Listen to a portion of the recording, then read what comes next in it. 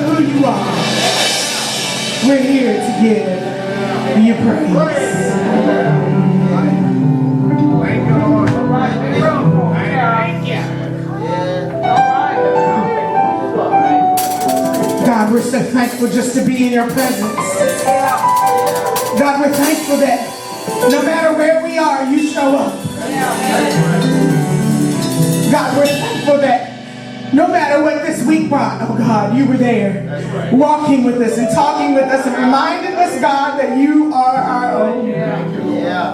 And so, God, now we stand in your presence, ready to receive a word from you, needing to hear a word from you. For if we don't hear from you, what shall we do? God, I ask that you stand up in me, oh God, that people will hear your word, God, not what thus say Tara, but what thus saith the Lord. God, show up in this place and do what you do best. Save, heal, and deliver a much. In the name of your darling son, Jesus, we do pray. And all of God's people said together, amen. Amen. You may be seated in the presence of the Lord. On behalf of our pastor, the Reverend Dr. Judy Cummings, I just bless her and thank God for the opportunity to stand in this pulpit on today.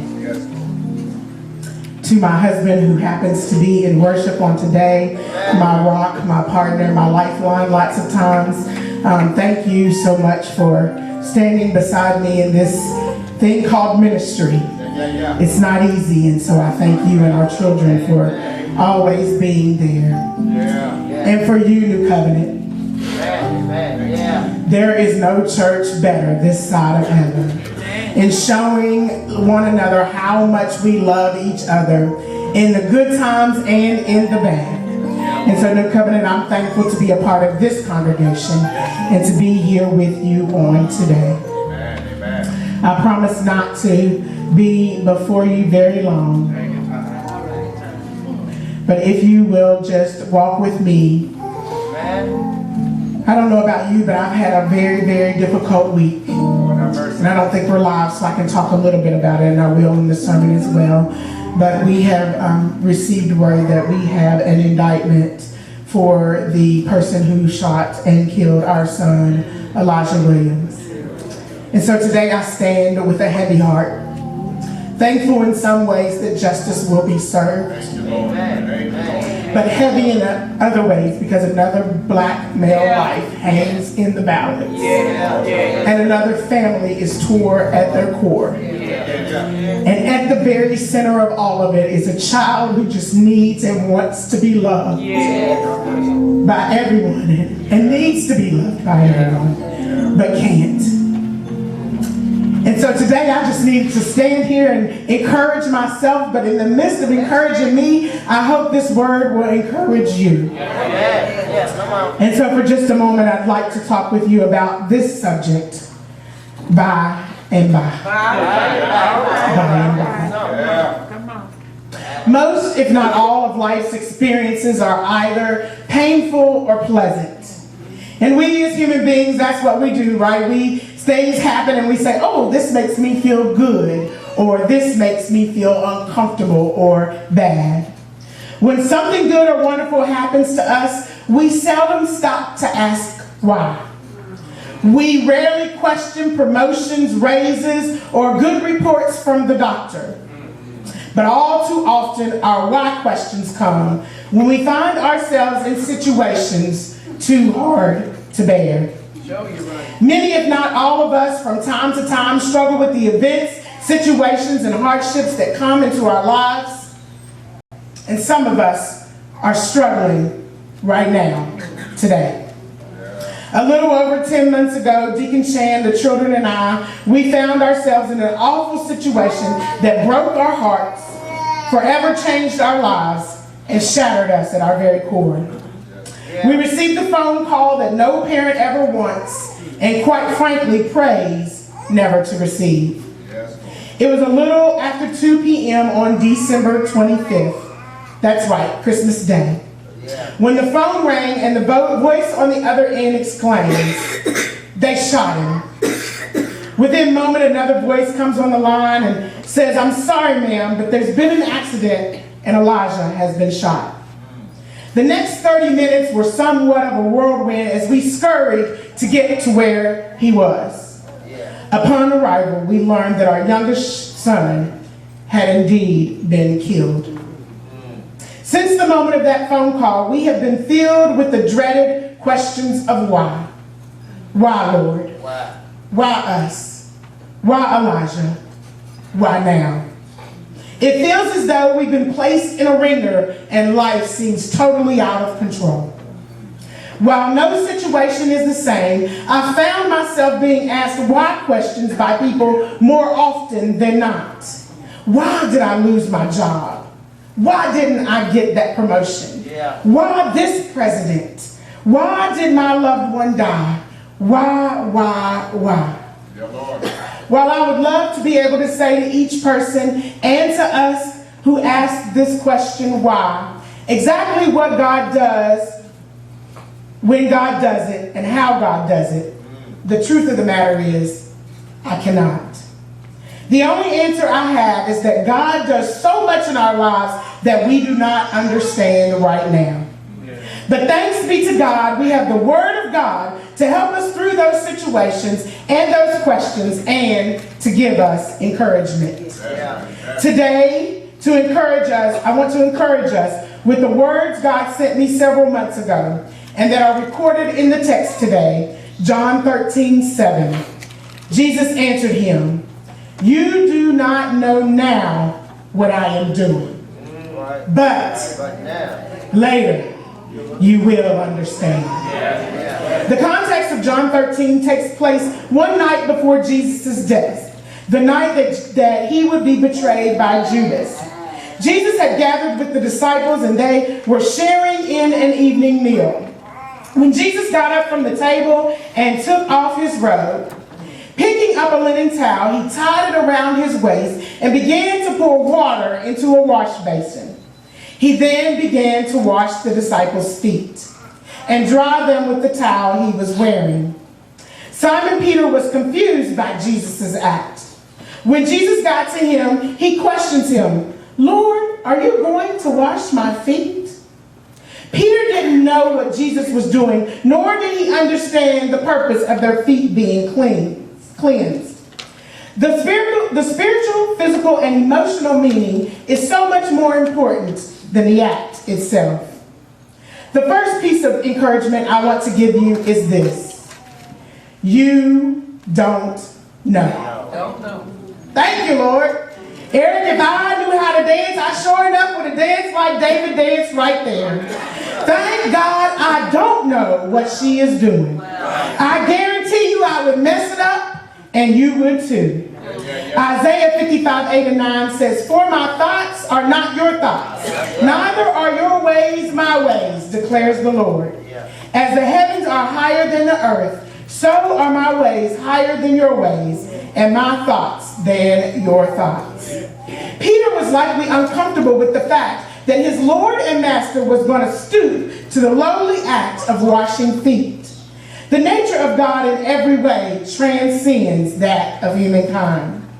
God's nature and plans are infinitely beyond human understanding. Matthew 20:28 reminds us that Jesus came not to be served, but to serve, and to give his life as a ransom for many. That alone transcends most human thinking. Most of us want to be served and definitely would not give our life for the ransom of a few, let alone many. Sometimes it's discouraging to recognize that we don't know what God's thinking. We don't have all the answers, and we don't know God's plan. The promotion that you didn't get might not have been employment security. You don't know.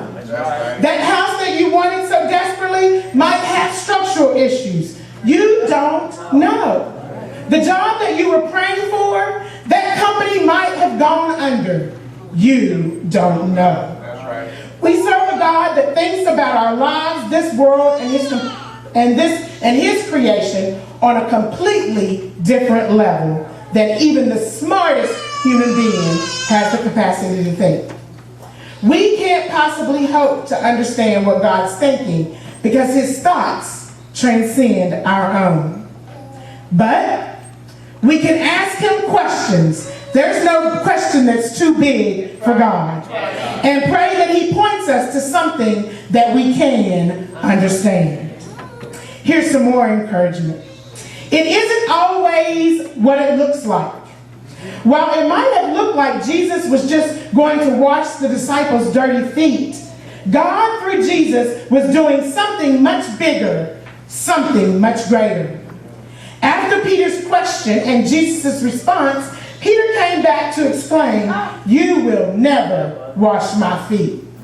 But Jesus then replies, "Unless I wash you, you won't have a place in me." What was happening beyond Peter's comprehension at the time, but in time, he gained spiritual understanding and developed a deepening awareness of God's purpose, of God's perfect plan and purpose for humanity. The same applies to what God is doing in and through us today in Covenant. It might look like you got passed over for a promotion. It might look like things are spiraling downhill. It might even feel like God has forgotten about us. But Deacon Cheryl, God is not sitting idly by waiting for things to happen.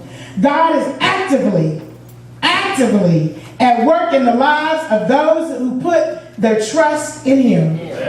Ephesians 2:10 says, "For we are God's handiwork, created in Christ Jesus to do good works, which God prepared in advance for us to do." God is doing a work in and through us.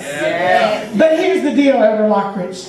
God is working according to God's plan, not our plan. That's why we can't understand what it is that he is doing, because it's not our plan. If we had a pen and paper and we drafted out, it would be perfect, right? We would go from A to B with no traffic, from B to C with no traffic, from C to D and with no traffic. But the reality is that we live in Nashville, Tennessee, and that is not the plan for our lives. But God is working according to God's plan. And God always has a plan. He had a plan when he created the world, a plan for our salvation, a plan for reaching the world with the gospel message, and a plan to mature us as believers. And you know what else, Winona? God works in love for our good and never makes a mistake. You know how I know? It's recorded in Romans 8:28. And we know that all things work for good for those who love him, who have been called according to his purpose. We must remember that that whatever it is we are experiencing, it isn't always what it looks like. God is working in and through us. God's plans and ways are higher, and there is much more going on in the spiritual realm than our little minds could ever comprehend. When, like the Apostle Peter, we come face to face with a series of bizarre circumstances that seem to shatter our lives, we may not understand the reason for life's twists and turns, but we can trust God, knowing that his ways are perfect and her grace is sufficient. It may not feel like it, but the Lord is always doing something in the life of his children. The best encouragement for me came at the end of that sentence. No matter what continues to happen in our lives, we continue to try to figure out and to know what it is that God is doing. That's right. But then we get to that three little word, but. And the good news is after that. Later, you will understand. Like the disciples on the night before the cross, we may not be comfortable with all that we experience or the unjust ways that life seems to be unfolding for us and those around us. We may not understand the spiritual significance of all that is happening in our life and the lives of those we care about. but we can fully trust that God is in total control. There's a reason for every tear we cry, every heartache we feel, for every disappointment or hurt that we have known. There is a reason. It's a part of God's plan for us, and it helps to mature and grow us into who God is calling us to be. Today, we might not be able to see how this or that experience can be well or do good in our lives. But as my grandmother used to say, keep on living. By and by, the mysteries of our life will be revealed. The hymn writer says it this way: we're often tossed and driven on the restless sea of times.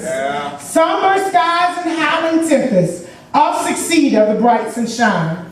In that land of perfect day, when the mist has rolled away, we will understand it better by and by.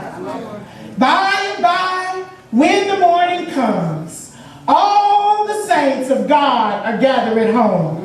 We will tell the story how we've overcome, for we'll understand it better by and by. The hymn writer is right. We are often tossed around in this life, and we find ourselves on restless seas. Clouds and violent storms sometimes follow the one bright day, leaving things a little misty. But godly people oftentimes have to endure bitter things, which are hard and most trying. Nevertheless, the plan of God for our lives is good. It is a plan filled with love. Instead of asking why, I found myself asking the question of what. And so I push you today, as you encourage yourselves, to ask the what questions instead of the why questions. What am I to learn? What am I to learn from this? What do I change from this? What is it that God is trying to do in me or through us? Or even, where is God sending us? Where are we to go? What is it that God is calling us to do? How can we serve God better? If I might be transparent for just a moment, I can truly say that through this season of why, God has drawn me closer in. In this season of why, God has reminded me that there is no friend greater than God. We as a family have been reminded to laugh more, love harder, and trust God for everything. Every step, every breath, every thought, everything. My brothers and sisters, what we don't know, God knows. What we don't understand, God understands. We may not know what tomorrow holds, but as Christians, as believers of God, we know without a doubt who holds tomorrow. And all of the rest will be made clear in the by and by. Another hymn writer says it this way: farther along, we'll know all about it. Farther along, we'll understand why. Cheer up, my brother, and live in the sunshine, for we'll understand it all by and by.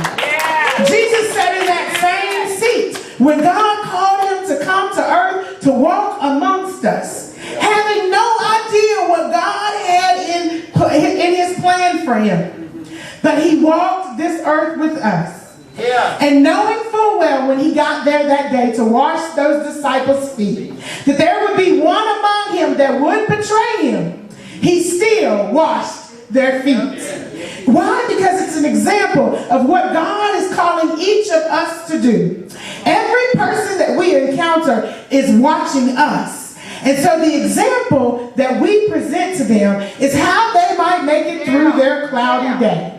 So when we have our heads bowed down as Christians, that's what people believe that happens in sad times. But the reality is that because we are Christians, we can hold our heads high and declare that God is with us all the way. That God will never leave us nor forsake us. That God will do all that He said He would do. That He will do exceedingly and abundantly above all that we can ask, think, or imagine. And so what happened for Jesus in that by and by? He paid the price for all of us. When He walked that Villa Dolorosa to a cross called Calvary, where He suffered, bled, and died for each and every one of us. Where He hung His head and gave up the ghost. Why? So that we all would understand that as long as we have accepted Christ in our lives, that we have confessed with our tongue that Jesus is Lord, and that we believe that He went into that marry grave, but 3 days later He rose again for our justification, our sanctification, and our salvation.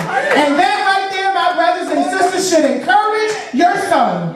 No matter what situation you were in, no matter what it is that you are going through, in that great by and by, we'll understand it. We'll understand it. We're living in difficult times right now, and we all need some encouragement.